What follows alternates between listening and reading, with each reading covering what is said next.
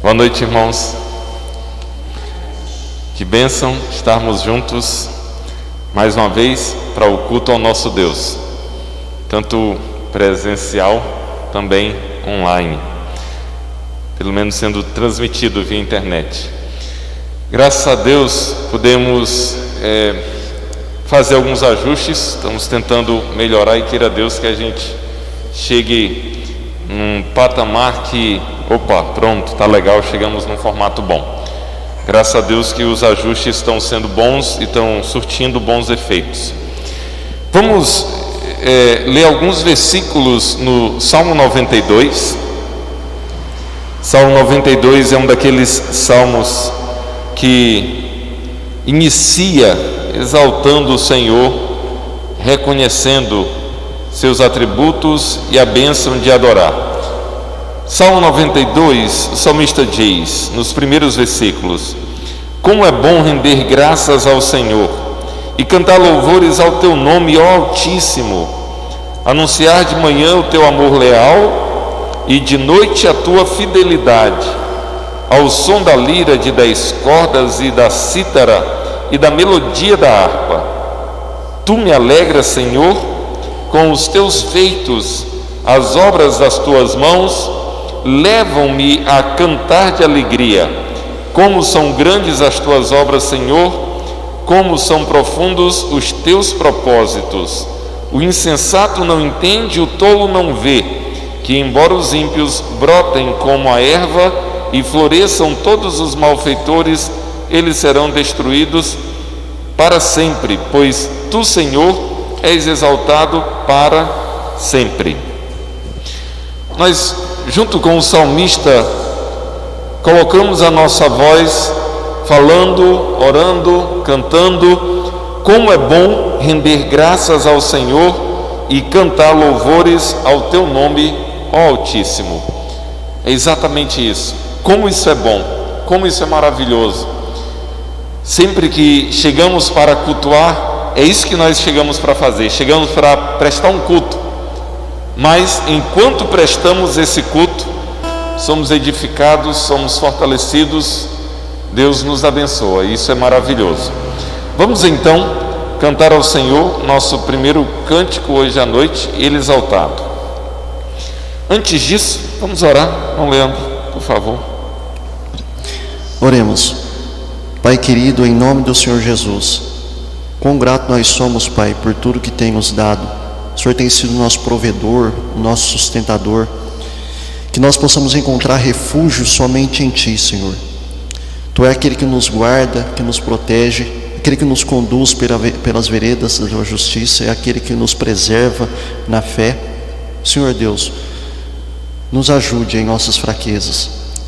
Nós agradecemos também por poder novamente cultuar o Senhor presencialmente, estar aqui nessa comunhão gostosa, Pai. Todos aqui reunidos com o único propósito, que é bem dizer e louvar o Senhor. Muito obrigado, Senhor, por tudo que o Senhor tem nos dado, por tudo que o Senhor tem nos oferecido. Em nome do Senhor Jesus, amém. Amém. Cantemos Jesus Cristo mudou o meu viver. Vamos ficar de pé, irmãos? Jesus Cristo mudou o meu viver.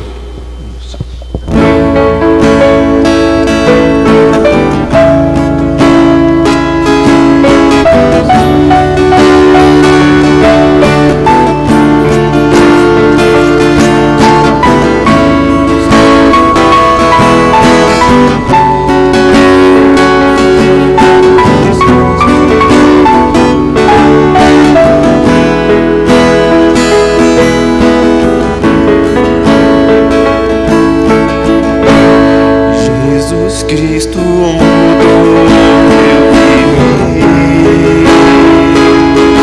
Jesus Cristo mudou meu viver.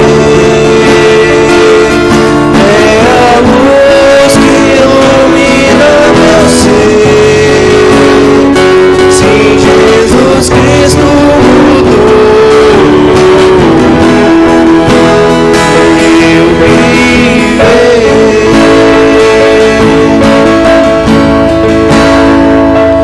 Diferente hoje é o meu coração.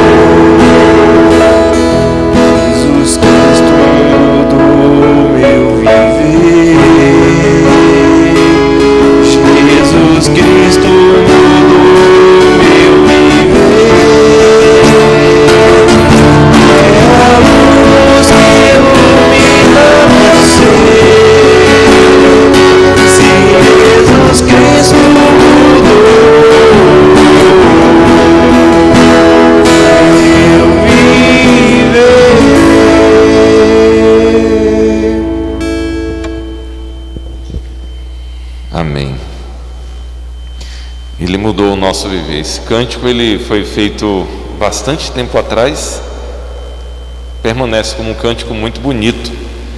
Louvado seja o Senhor. Vamos agora cantar o hino do cantor cristão, o hino 328, Sossegai. Também um hino muito belo. Soltemos nossas vozes com entusiasmo, cantemos. E também podemos agora aproveitar para trazermos nossas contribuições, nossas ofertas regulares, nossas ofertas espontâneas. Que o nosso Deus assim nos abençoe, com alegria, doar para a sua obra, para o seu reino. Vamos então cantar Sossegai.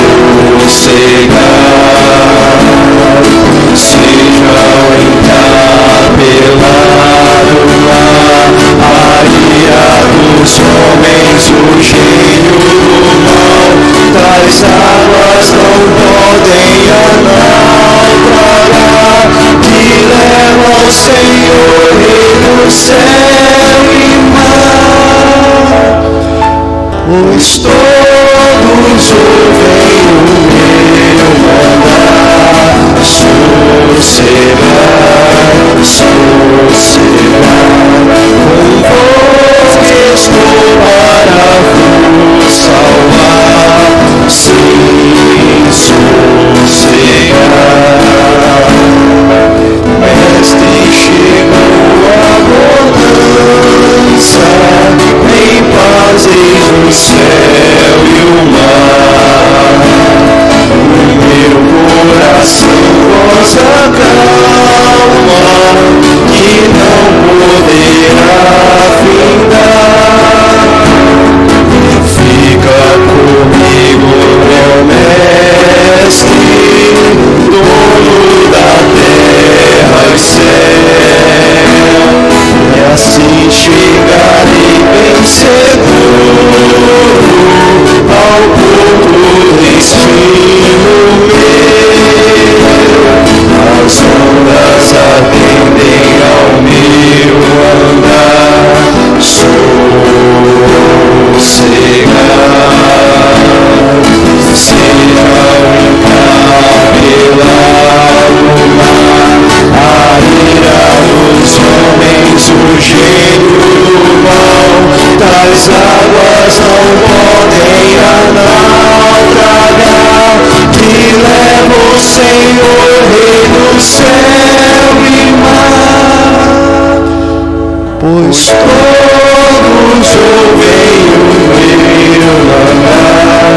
Sossegai, sossegai, com voz que estou para vos salvar. Sim, sossegai.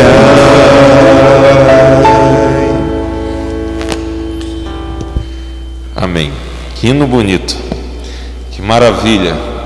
Por um minuto nós entramos naquele barco, nós sofremos com os discípulos, mas ao mesmo tempo pensamos no Senhor Jesus e a nossa alma sossega. Que maravilha. Maravilha, Jesus está no nosso barco. Vamos orar e já passaremos ao momento de exposição da palavra do nosso Deus nessa noite. Vou pedir para o Davi orar. Senhor nosso Deus, agradecemos por mais um dia que o Senhor tem nos dado, agradecemos por esse culto que iniciamos a render ao Senhor, obrigado por esses cânticos que entoamos, obrigado por mais uma vez ter a oportunidade de estarmos fazendo esse culto presencialmente. O Senhor venha estar abençoando cada um dos irmãos que estão presentes aqui hoje, dos que estão nos acompanhando na internet também. O Senhor venha estar com cada um e que a palavra que vai estar sendo trazida hoje seja para a honra e glória do Teu santo nome. É isso que pedimos e agradecemos em nome de Jesus. Amém. Amém. Vamos já para a carta de Judas. Judas, versículo 17, e nós leremos até o 21. Judas, do 17 ao 21.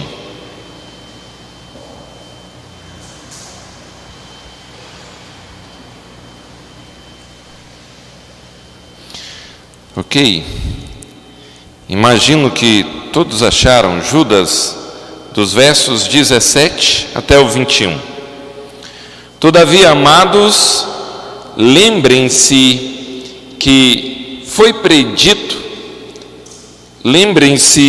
do que foi predito pelos apóstolos de nosso Senhor Jesus Cristo. Eles diziam a vocês: nos últimos tempos haverá zombadores que seguirão seus próprios desejos ímpios.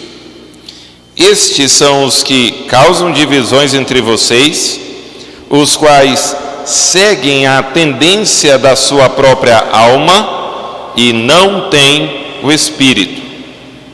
Edifiquem-se, porém, amados, na santíssima fé que vocês têm, orando no Espírito Santo. mantenham-se no amor de Deus, enquanto esperam que a misericórdia de nosso Senhor Jesus Cristo os leve para a vida eterna. Amém. Até aqui a leitura da palavra do nosso Deus.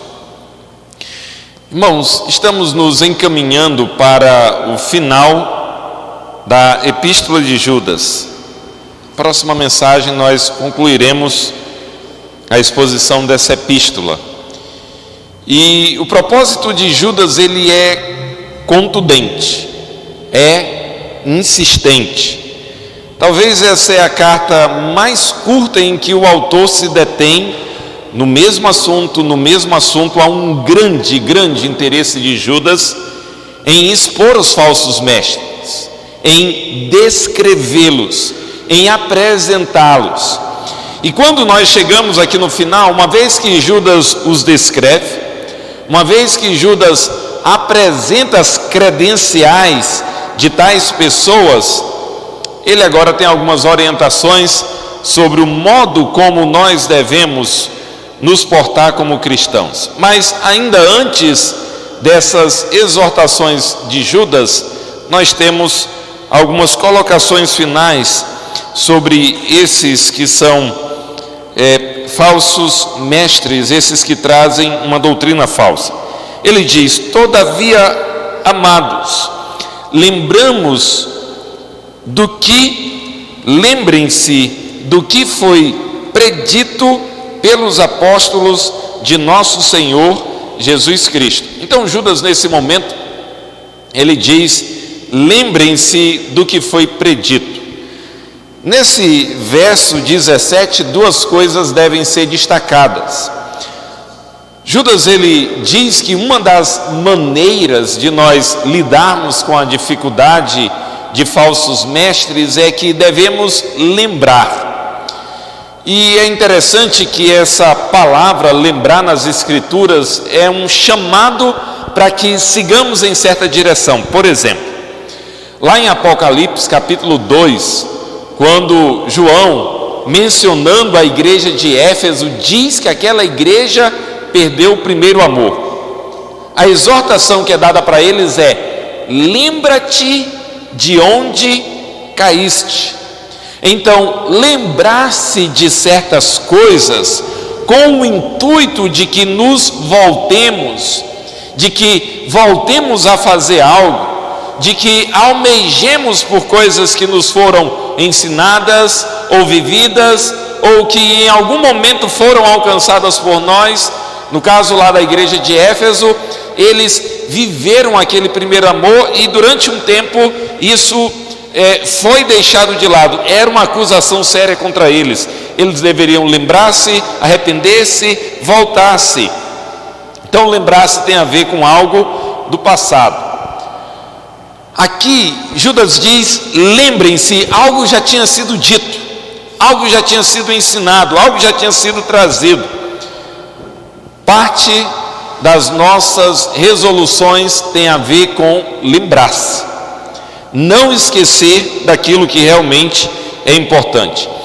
Lembrem-se, e é interessante, o tempo verbal desse lembrem-se tem a ver com deixar-se conduzir pela lembrança, ser levado pela lembrança. A lembrança deve vir de tal modo que nos conduz para algo. O tempo verbal usado por Judas indica isso. Então lembrem-se, deixem-se lembrar, deixem-se conduzir pela lembrança. Lembrem-se do que foi dito pelos apóstolos de nosso Senhor Jesus Cristo. A segunda coisa desse verso 17 é que isso já tinha sido predito.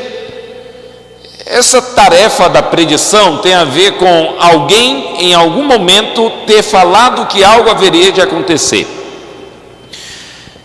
Nesse tempo de coronavírus, as pessoas estão procurando profetas, gente que em algum momento predisse. Eu assisti há algum tempo atrás uma entrevista com o Cabo Daciolo, e a pessoa que o entrevistava disse: não, você predisse esse tempo, você falou da vinda de um tempo terrível que estava vindo, que muitas pessoas iriam morrer. Foi algo assim, falado acerca do futuro, mas algo de maneira muito genérica e algo que não parecia casar tanto, mas foi feita uma correlação. E muitas pessoas na internet, inclusive, fizeram essa correlação. Bem, foi predito pelos apóstolos que as pessoas que Judas estava descrevendo viriam. E se você ler, por exemplo, quando Paulo se encontra com os presbíteros da igreja de Éfeso, Paulo disse que sobreviriam lobos atacariam o rebanho, homens de dentro e homens de fora, pessoas dentre vós mesmos, Paulo diz, se levantariam para querer levar os discípulos. Então, isso que foi predito pelos apóstolos, como fez Paulo, por exemplo, nessa passagem, é o que Judas está mencionando, que os apóstolos advertiram. Quando nós pegamos as cartas de João e o Evangelho de João, especialmente as cartas, ele já está escrevendo depois de Judas, ainda assim continua todo um sinal de alerta e um sinal vermelho, a sirene vermelha ligado. Há um anúncio de que esses falsos mestres se levantariam. Pedro também, quando pegamos a segunda carta de Pedro, ela parece muito com a carta de Judas. Quando chegamos para ler comentários, alguns comentaristas chegam a anexar a carta de Judas com a carta de Pedro, porque a confluência de temas é realmente muito, muito grande. Os apóstolos então predisseram, falaram que viriam, eles disseram que tais pessoas estariam vindo. Então Judas está dizendo, está acontecendo. Amados, lembrem-se do que foi predito pelos apóstolos de nosso Senhor Jesus Cristo. E o que foi predito? Eles diziam a vocês: nos últimos tempos haverá zombadores que seguirão os seus próprios desejos ímpios. Uma das coisas que Judas nos faz, quando ele está descrevendo esses falsos mestres, é mostrar que esses falsos mestres, eles tinham deficiências morais e eles tinham deficiências doutrinárias. Eles eram zombadores, escarnecedores, difamadores. E esses zombadores que foram preditos, sobre os quais foram falados, Judas nos diz que os apóstolos predisseram que eles estariam presentes nos últimos dias. Irmãos, desde a vinda do Senhor, os últimos dias foram inaugurados. Os últimos dias, então, são esse tempo de cumprimento, que já no primeiro século, já naqueles dias foi inaugurado, não é algo apenas do finzinho. Alguns pensam que quando vem essa expressão últimos dias, é uma referência ao finzinho, aquele momento quando Jesus voltaria. O detalhe é que a geração de crentes do primeiro século já esperava a volta do Senhor Jesus. Então, nós temos já a inauguração dos últimos tempos, dos últimos dias, já na verdade no primeiro século. A audiência de Judas entendia estar nos últimos dias.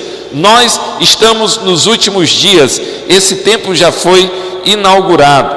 Então, esses zombadores preditos que eles viriam nos últimos dias, eles são zombadores e eles são ímpios. Essa característica de serem ímpios vai ficar ainda mais clara no verso seguinte.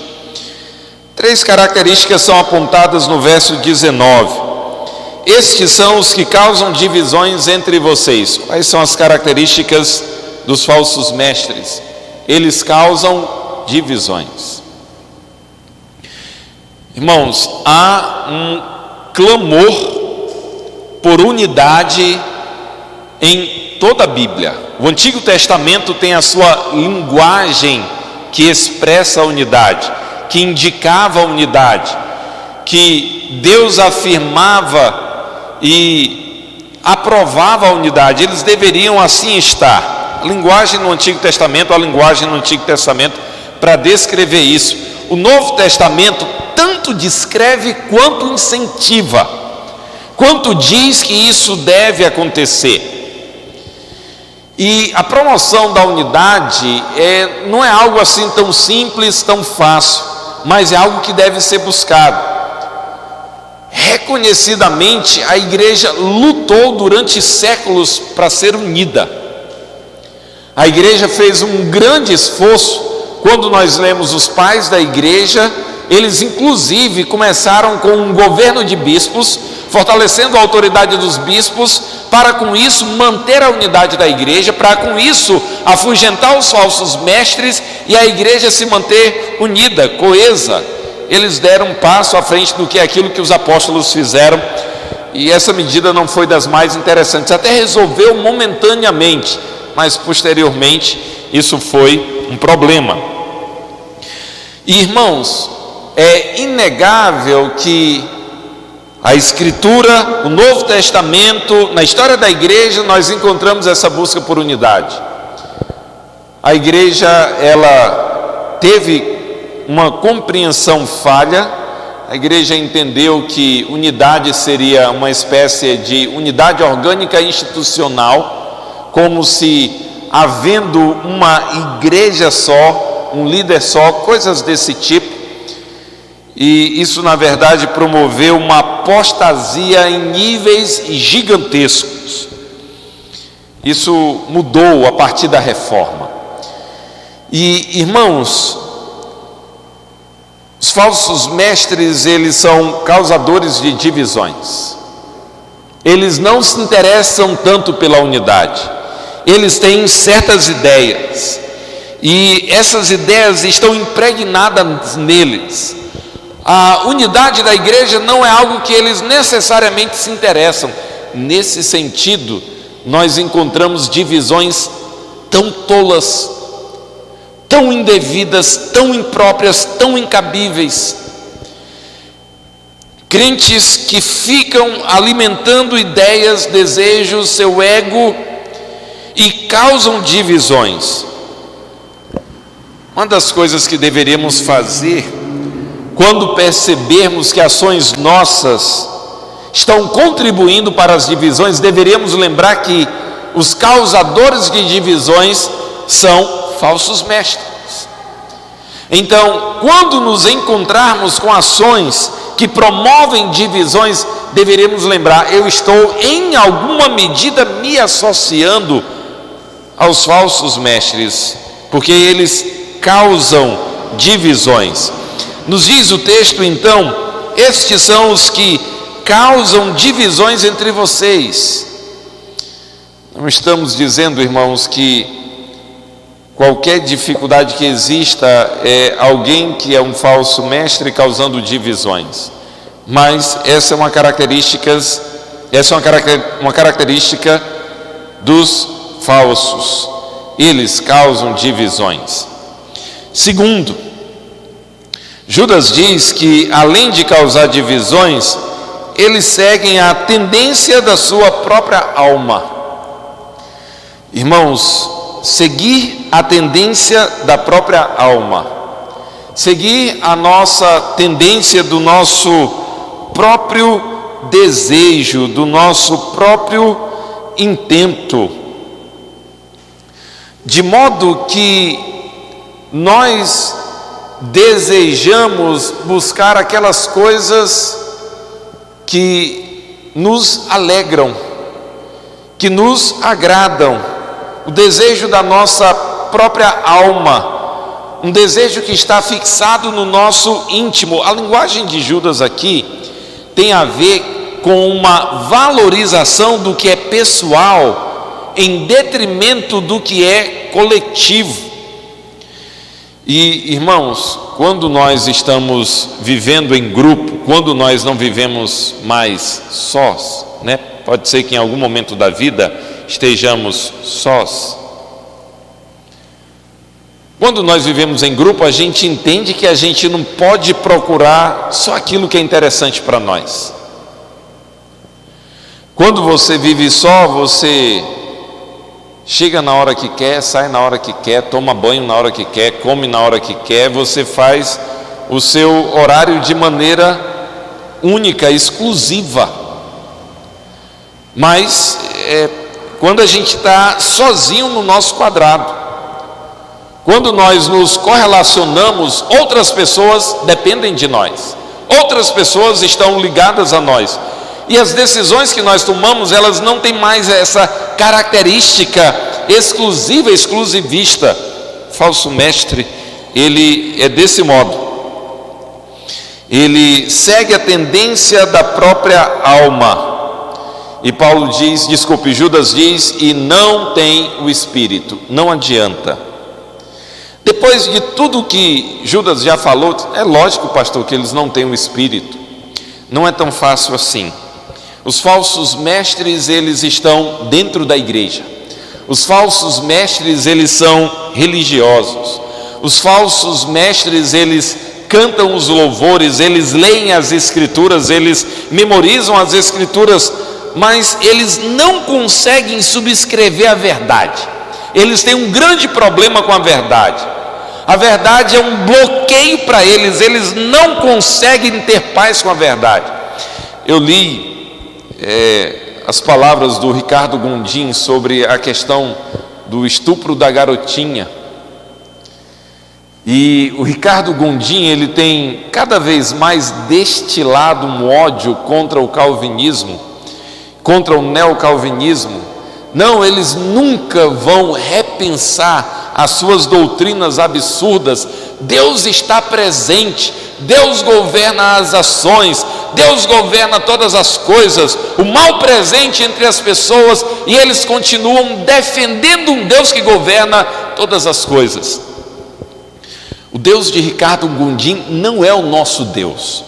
O Deus de Ricardo Gondim, ele é um Deus que ele lida com parte dos eventos, os eventos maus, os eventos catastróficos, os eventos que causam grandes males à sociedade. Não, Deus, como o futuro ainda está em aberto, como as coisas que virão não estão totalmente sob o controle de Deus, nós não podemos responsabilizar Deus, dizer que Deus controla todos os eventos.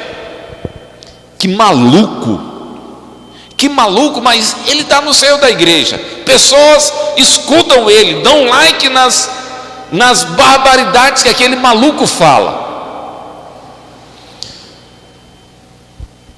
O Deus dele é um Deus impotente, é um Deus em formação, é um Deus que não pode lidar com todas as coisas. Ele não consegue separar soberania e os agentes responsáveis pelos males. A Escritura nos mostra as duas coisas concomitantemente. Deus como soberano sobre tudo que já aconteceu, sobre tudo que acontece e sobre tudo que vai acontecer. Contudo, não é Deus o agente responsável pelos males. Todos nós usamos a nossa liberdade e juntamente com Adão escolhemos pecar. Não tem para onde correr. Nós estávamos em Adão quando ele pecou. Cometemos o pecado hoje porque é isso que nós fazemos, criados, humanos, limitados, com a possibilidade do pecado, e escolhemos pecar. Tais doutrinas são absurdas a alguns homens. Eles são religiosos, mas lembremos, eles não têm o Espírito. Não se trata de cristãos, não se trata de gente que é genuinamente cristã. Nossa, Cleiton, como é que nós sabemos? É quando essas pessoas abrem a boca para falar das barbaridades que elas acreditam, logo fica claro aquilo que está em seus corações. Nós entendemos que não são crentes coisa nenhuma.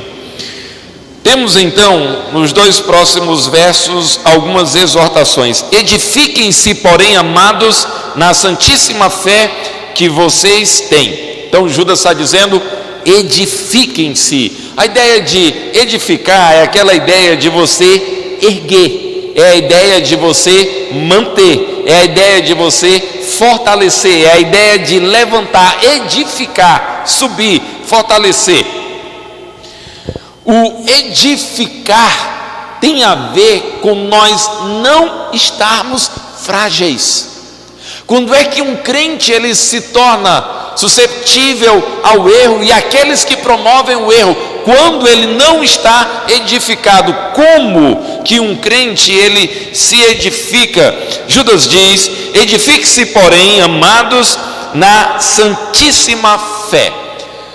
A santíssima fé, essa expressão fé, aqui em Judas tem a ver com um corpo de doutrinas. Fé tem a ver com confiança, com um ato de crer, e fé tem a ver com um corpo de doutrinas. Manter a fé, a santíssima fé, a sã doutrina, ou aquele corpo de doutrinas são, que a igreja entendeu que representa a fé cristã. Edifiquem-se, porém, amados, na santíssima fé que vocês têm.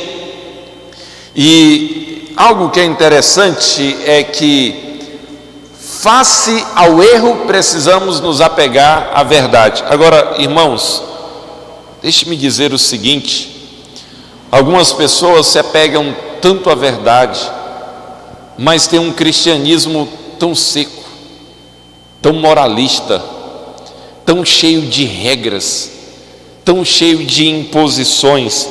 E como assim? Quando que alguém tem regras, imposições e um moralismo? É quando ele é mais conservador do que eu? Não. É quando ele coloca como regra aquilo que a Escritura não estabeleceu como regra. Algumas pessoas são mais conservadoras ou menos conservadoras em um ambiente que a Escritura permite.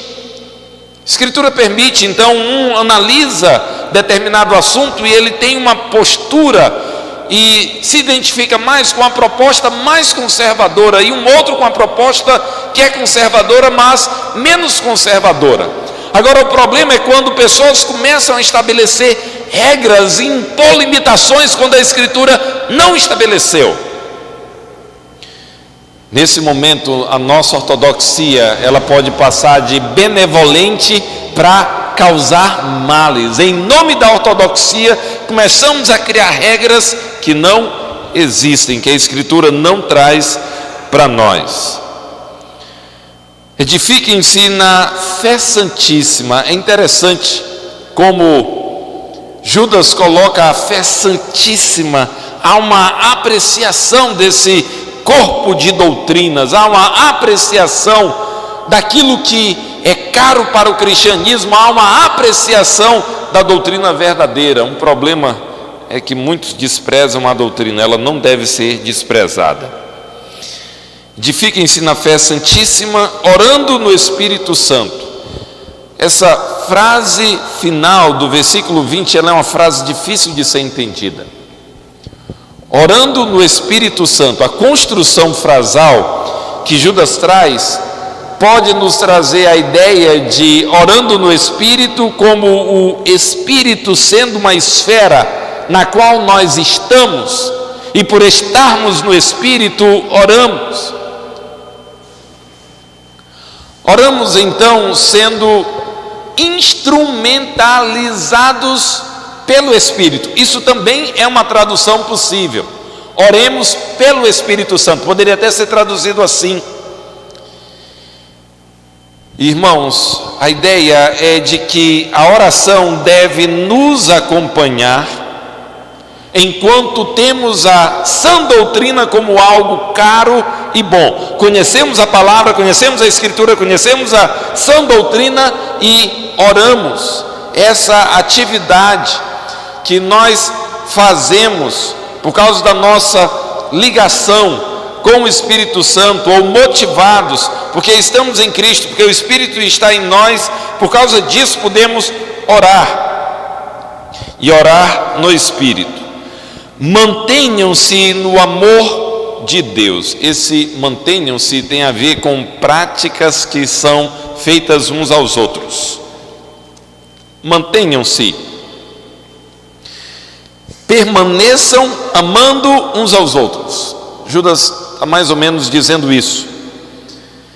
Permaneçam uns aos outros amando e mantenham-se no amor de Deus. Ajudem uns aos outros para que vocês continuem firmes no amor de Deus. É isso que Judas está dizendo para eles. Enquanto esperam que a misericórdia de nosso Senhor Jesus Cristo os leve para a vida eterna. Judas faz referência à misericórdia. A nossa vida nessa terra é uma vida de batalha e é uma vida de aflições, até mesmo na nossa luta contra os falsos mestres. O Senhor se manifesta de maneira misericordiosa e devemos nos manter no amor de Deus enquanto esperamos, enquanto aguardamos que a misericórdia de nosso Senhor Jesus Cristo nos leve para a vida eterna. Fé, esperança e amor aparecem nesse versículo, de modo que nesses dois versículos, os versos 20 e 21, nos falam desse tripé de virtudes. E os cristãos esperam essa manifestação misericordiosa e graciosa do Senhor, até que Ele nos leve para a vida eterna. A vida eterna aqui está sendo nos apresentada como algo que ainda vem. João nos fala de entrar na vida. Tem aspectos da vida eterna que nos são presentes e que nós devemos viver hoje. Tem aspectos que são futuros e que haveremos de viver quando esse momento chegar para nós. Mas esse é o ponto. O nosso encontro com Cristo nos leva para a vida eterna. Parte disso já é vivido agora, parte disso vai ser vivido no porvir. Irmãos, seguindo com Judas, nós podemos destacar mais algumas coisas para a nossa caminhada cristã. Eu quero destacar duas, ainda pensando em características dos falsos mestres. Essas pessoas causam divisões. A unidade da igreja é algo muito caro. Preservemos a unidade da igreja. Lutemos por isso. Entendamos que nós não necessariamente devemos estar procurando somente o que nos agrada. Precisamos cooperar para o bem da coletividade. É importante que lembremos também que esses falsos mestres, eles não são convertidos. Religiosidade não é o mesmo que conversão genuína. Não é o mesmo, realmente. Precisamos lembrar que essas pessoas, elas estão no meio religioso, mas mais hora menos hora parece que tais pessoas realmente são. Elas não conseguem subscrever a sã doutrina, a doutrina ortodoxa, e elas mostram que realmente são. Então, falsos mestres, eles estão permeando toda a história da igreja, desde o primeiro século até os nossos dias. E nos nossos dias existem muitos. Edifiquem-se. A Escritura diz que nós devemos buscar essa edificação. Aqui tem uma linguagem nesses versos finais de um ajudando o outro. Irmãos, ser cristão é nós ajudarmos os nossos irmãos, inclusive na sua fé, inclusive na sua caminhada cristã, inclusive na firmeza que é própria, que é adequada para os cristãos. Como é que eu e você cuidamos uns dos outros? Como é que eu e você apoiamos uns aos outros? Como é que eu e você manifestamos cuidado, ações práticas em cooperação com os nossos irmãos. Queridos, uma das coisas que saltam aos meus olhos morando no interior de São Paulo é que as pessoas estão muito interessadas com aquilo que lhe diz respeito. Aquilo que diz respeito, interessa a si. As pessoas estão muito interessadas nisso. O individualismo é gigantesco, é macro, é em níveis altíssimos. Nós, igreja, nós devemos ser diferentes. Nós devemos transpor esse movimento cultural de individualismo, cada um por si e Deus por todos. É Deus pelo seu povo, nós uns pelos outros. Cuidando uns dos outros, apoiando uns aos outros, fortalecendo uns aos outros, sendo bênção uns com os outros, ajudando cada um a se manter no amor, na fé, caminhando, servindo ao Senhor. Que o Senhor nos levante para apoiarmos os nossos irmãos, que Ele nos dê sensibilidade, enquanto o Senhor Jesus vem e nos leva para si. Que assim seja, que Deus seja exaltado na nossa compreensão e na nossa vida cristã diária. Vamos orar? Senhor, damos graças por Tua palavra, pedimos que ela fique em nossos corações, pedimos força, pedimos alento, pedimos a Tua graça. Sim, Deus, nós Te louvamos, nós Te suplicamos, nós assim oramos, em nome de Jesus, a quem nós amamos. Amém.